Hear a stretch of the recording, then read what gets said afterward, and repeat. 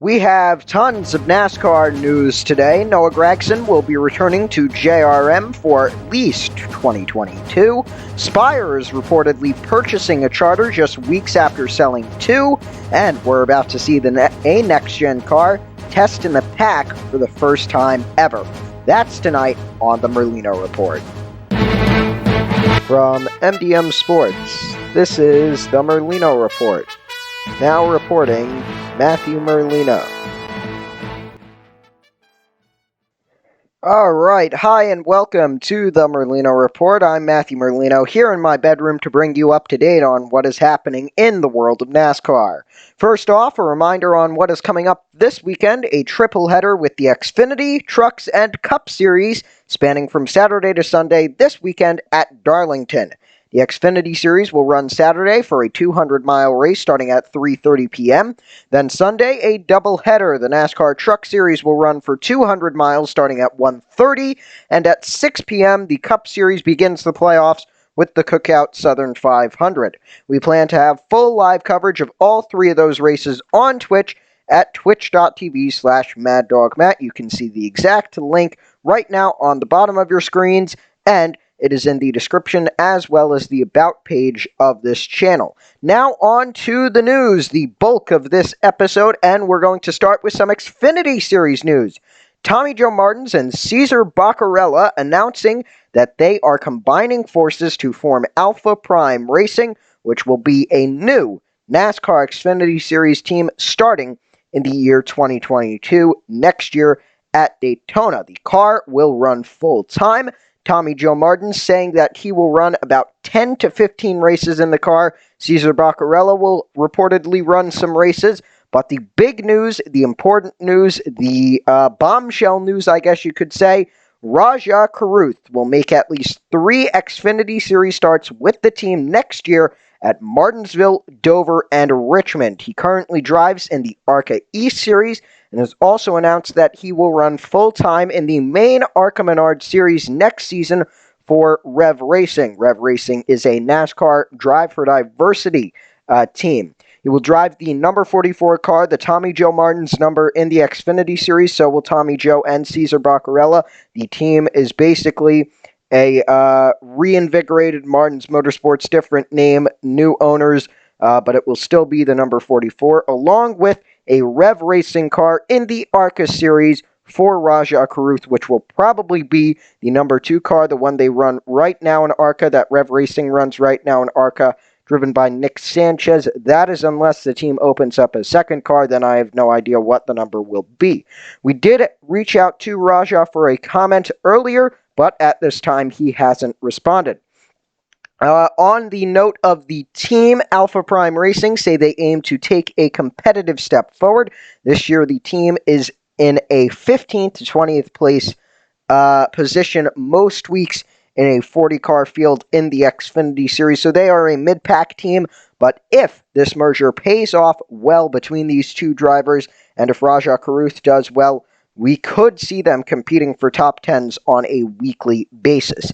My big question, and probably most of your big questions, is how is Rajah Caruth going to do? He only has 3 scheduled starts, although the team did say that he could have more on the way. The longest track he's running at is Dover, a 1-mile concrete oval, then Richmond, a 3/4 of a mile oval in Virginia, of course, and then Martinsville, another short track in Virginia. That one is half a mile. All short tracks. We've seen part-time Xfinity competitors have good runs on short tracks just this year. Josh Berry winning the Xfinity race at Martinsville for Junior Motorsports. Of course, Martins Motorsports not a top-caliber team like Junior Motorsports in the Xfinity Series, although with this merger we'll have to see how they really do car-wise. Also, the equipment has been driven by Tommy Joe Martins for the entire run of this team, Martins Motorsports. Of course, Martins Motorsports, the name, Tommy Joe Martins. It's a self-owned operation, of course. So maybe it's Tommy Joe Martins that's holding the team back, but then again, an owner-driver doesn't necessarily have the best funds to go racing and isn't necessarily, in modern times at least, from pretty much 1992, Alan Kulwicki's Winston Cup Championship on, the owner-driver has been basically gone from public and competitive eye, except for small instances on super speedways and the occasional chaotic race on a road course or big wreck on a short track or something. But the big question for me, Rajah Caruth, how is he going to do? He runs currently in the ARCA East Series. We mentioned that. That series and the ARCA West Series, I believe, runs exclusively on short tracks. Of course, his schedule right now, all on short tracks. We just went over the races in that. The main ARCA Series, he'll be moving up to that next year. That isn't really a good measure of talent. Of course, Ty Gibbs running in that full-time this year. He's won in the Xfinity Series. That's really what we're calling when we say Ty Gibbs, this kid has talent. This kid could be a future 1, 2, 3, 4-time NASCAR Cup Series champion. Of course, he is running in Joe Gibbs equipment, so he's basically guaranteed a ARCA win. And ARCA, as many people have talked about, I've seen Eric Estep, I've seen many of the people on the NASCAR Weekly podcast talking about how ARCA has degraded in the past years. All you need to look at is that Winchester race just a couple of years ago to see how bad ARCA has been since all the good drivers left, like Frank Kimmel, Bobby Gerhart, all those guys, they are gone. The veterans are gone. It is all teenagers now that don't know how to keep cars out of the wall. That's why many of these guys are just simply skipping ARCA altogether, going into the Truck Series and winning because they have talent. Now, am I saying that Rajah Caruth should be rushed up to the Cup Series? No. No driver should be rushed up to the Cup Series. Rajah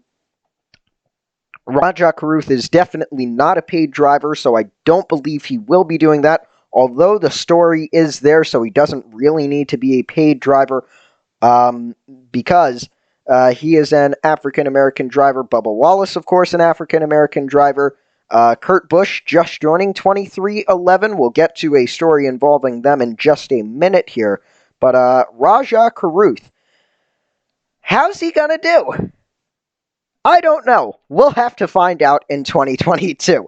All right, moving on. A short story here now. The Charlotte Observer reporting that 2311 Racing has purchased 15 acres of land in Huntersville, North Carolina for $3.7 million. There isn't much to say here. It is going to be a race shop. Bob Pockris asked Denny Hamlin that would the move be in 2023? Denny Hamlin said that the move might be a bit later than that year. Of course, this is a huge, huge shop. I said 15 acres of land. I really didn't research what that is, what kind of property that is, but it is pretty big because that is about enough room to run 4 cars, to compete 4 cars with Joe Gibbs Racing, Hendrick Motorsports, top tier team, Stewart Haas Racing, but of course this year not exactly a top tier team, but still have 4 cars, and to have 4 cars means you are a top tier team or you are a Rick Ware Racing caliber team.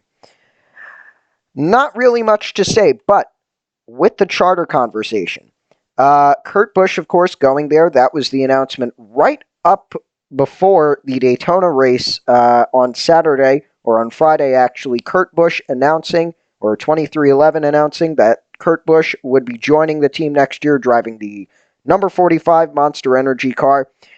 The news about that is the team, according to Bob Pockris, hasn't purchased a charter, but is close to acquiring one of Front Row's Motorsports charters. They currently have 2 full-time charters. They run the number 34 with Michael McDowell driving. That is, of course, your 2021 Daytona 500 champion. And they currently run the number 38 with Anthony Alfredo driving. That was the car last year that had John Hunter Nemechek driving. Nemechek is now down tearing it up in the Truck Series and beating his boss, Kyle Busch. Speaking of charters, though, we have big news concerning charters. StarCom Racing, the 00 team currently driven by Quinn Half, driven formerly by Landon Castle, according to Catch Fence's Chris Wright, sold their one and only charter. According to Bob Pockris and others in the community, the charter was sold to Spire this summer. We'll get to that. We'll get to why that is kind of confusing, because in my mind that is kind of confusing. We'll get to why that is in just a moment. But first, we have to stress this. This has not been confirmed. This is a rumor at the moment, although many industry figures, many newsmen in the media have been reporting this. It has still not been confirmed. Please keep that in mind. Do not say that I was wrong. I was reporting fake news. I was reporting on a rumor. Rumors usually lead to news in this industry. We saw it with Brad Keselowski and Roush Fenway. That reported. That went on to be a big story. That is one of the many examples of rumors being news in the NASCAR industry. But now we'll get on to why this is kind of confusing. We'll start going back to the summer. This summer, Spire Motorsports, the team that just now acquired StarCom Racing's one and only charter, they sold 2 of their 3 charters to Colleague Racing, the Xfinity Series team that currently runs 3 full-time cars driven by Jeb Burton, Ward Burton's son and Jeff Burton's nephew, driven by Justin Haley in the number 11 and AJ Allmendinger in the number 16. They announced, Colleague, that they would be moving up. Earlier in the spring, I believe. In the summer, they announced that they had taken the 2 charters from Spire. Spire, at that time, said that they would focus on being a single-car team with Corey LaJoie. So why are they taking another charter? Of course, people's opinions change. They change a lot. So, who knows? But what we can do is speculate on who gets the seat. I think it is going to be Matt DiBenedetto. Thankfully, I got it right without stuttering. That's a joke that I have in my family. The first time I saw Matt DiBenedetto's name on a starting grid sheet, I was like, Matt DiBenedetto. There we go. Matt DiBenedetto, we'll call him that because now that's stuck in my head. That is my favorite, although I haven't seen anybody report it. It's all just baseless speculation. Well, not really baseless. He is leaving the Wood Brothers at the end of this year. He has said he doesn't want to go down to Xfinity or the trucks, but he has clarified that he would take a Xfinity or truck offer if it is a good one. He wants to stay in Cup. This would be a good way to stay in Cup. Spire has actually been doing pretty well. You saw just last Saturday, Corey LaJoie running very well in that number 7 Spire car, running up towards the front. Unfortunately, got taken out in that last lap big one crash going into turn 3 on the backstretch. Who knows? I'd like to see Matt DiBenedetto get the seat. Maybe they pull up somebody from Xfinity, somebody I've never heard of. Maybe Daniel Hemrick gets a second shot. That's a name.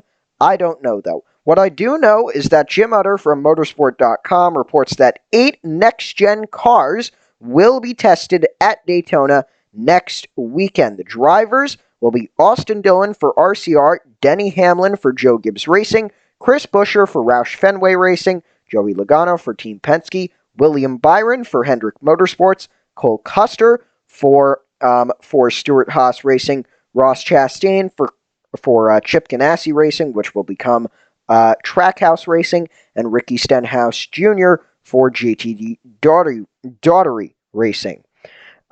This is many questions, not only for the fans, but for NASCAR, and more importantly, for Goodyear. This is officially being labeled as a Goodyear tire test, although to us fans, it is way more than that. This is the first time that the next-gen car, NASCAR's new car that will be debuting February of 2022, less than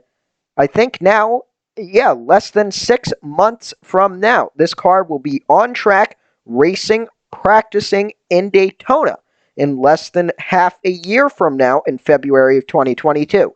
This is our first time seeing more than 2 of these on the track. I believe there's something like 8 cars and drivers, and this is also the first time we'll be seeing the team's own next-gen cars on track. Previously in tests, it was NASCAR's built next-gen cars.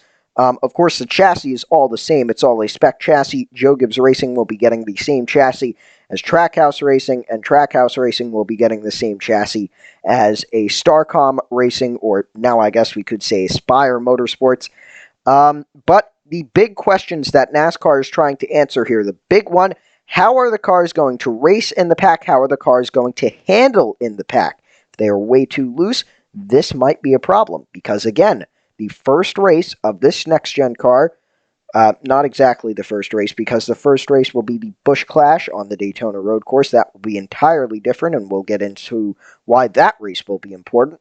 But the first real race for the next-gen cars will be the Daytona 500. That is a pack race. If these cars handle like crap in this test, then something serious is going to need to be changed. Then I'm thinking of a delay. They're also going to monitor speeds in the pack. Of course, just this past weekend, we got to see NASCAR's new package for super speedway racing after Joey Logano's flip at Talladega. They were able to slow the speeds down from going 200 at the Daytona 500 this year to about a 190 in the pack, I think. And they're also going to be testing the closing rates. There will also be, unfortunately, not many cameras. So for those of you thinking this is going to be a preseason Thunder type test, I'm sorry. I'd like to see that as well. Hopefully there'll be some social media video of it. At least I hope we'll be able to see some footage of these guys running in the pack. Finally, our big story of the day, that's why we put it at the end of this video, it is that Noah Gragson, driver of the number 9 car for JR Motorsports, will return to JRM in 2022. Big news is that Bass Pro Shops and Black Rifle Coffee, two huge sponsors of Noah Gragson and the 9 team, will be returning for next year. He will stay in that 9 car. It will be his 4th full-time year with the team. Now we get into some big Junior Motorsports news and free agency news as a whole in the Xfinity Series and other NASCAR series. Josh Berry now, that is one driver. He is confirmed driving the 8. Sam Mayer is confirmed driving next year, driving an unconfirmed number, but he is confirmed driving full-time. And now Noah Gragson will drive the number 9. That is 3 drivers of what is currently 4 spots, 4 spots confirmed. 3 of 4 full-time cars. Justin Allgaier, of course, is the favorite to return for JR Motorsports. He is, of course, a veteran. He has made the championship 4 in the Xfinity Series, I believe, every year but one. He made it last year. I think he made it in 2019. Unfortunately, I don't think he's ever been able to put it together in this format, or ever, I think, in the Xfinity Series. But Justin Allgaier, the veteran, it would be nice to have a veteran like him on to coach these young drivers. Then we get on to a 5th guy. That is Michael Annett, the man who has missed just a couple of races. Well, more than a couple races, like 3 races now, because of a leg injury. He missed, I believe, New Hampshire. He came back for the Indy Road Course, then missed Watkins. Well, he missed Watkins Glen, came back. No, he came back for Watkins Glen, missed the Indy Road Course, and then raced at Daytona, I think. Yeah, he raced at Daytona last Friday and Saturday, but he did say his leg was hurting. I think Michael Annett, unfortunately, is the odd man out. He has, I think, just 1 or 2 wins with JRM in the number 1 car. I don't think Annett will be coming back. But there is a hope. There is no 4-car cap in the Xfinity and Truck Series. That means that Junior Motorsports can run 5 full-time cars. Dale Jr., the owner himself, has said that he wouldn't mind running 5 full-time cars in the NASCAR Xfinity Series. He doesn't care. He'd like to run. Well, doesn't matter to him. I say, if you got sponsors, run 5 full-time cars. It seems you've got sponsors for Sam Mayer. I saw their sponsorship for Josh Berry. We just reported that their sponsorship for Noah Gragson. I'm sure Brandt would be coming back for Justin Allgaier, and I'm certain that Pilot Flying J will be coming back for Michael Annett.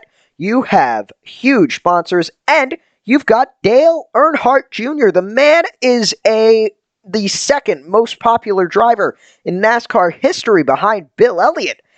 The man can get sponsorship. Run 5 full-time cars. Don't put Michael Annett as the odd man out. Keep him in, please. Let him try and redeem himself. I'm seeing in the corner that this video's gone on for about 20 minutes now. I've rambled about all this for 20 minutes. I think it is just about time to end. This has been the Merlino Report. I'm Matthew Merlino. Hope I caught you all up to date. Once again, at twitch.tv/MaddogMatt. You can see it on the bottom of the screen. It's also in the description and the About page of this channel. This weekend, Saturday and Sunday, we'll try to broadcast the Cup, Xfinity, and Truck races on Saturday and Sunday this weekend from Darlington. No promises, though, of course. Life could get in the way. Who knows? But I do know that you finished this video, I guess. And I hope you all subscribe. Comment if you've got anything to say about these 4 stories. We've got the next gen car. We've got that Spire story. We've got Tommy Joe Barton's, Rajah Caruth, Cesar Baccarella, that Xfinity news, the Noah Gragson news, and the 2311 news, which isn't that big. All it says is that they're probably going to expand to 3 or 4 cars in the coming years. But that's really all I'm going to say. So thank you all for watching. Leave a like if you enjoyed this. Subscribe for more NASCAR content. I'll see you next time. This has been the Merlino Report. Matthew Merlino reporting.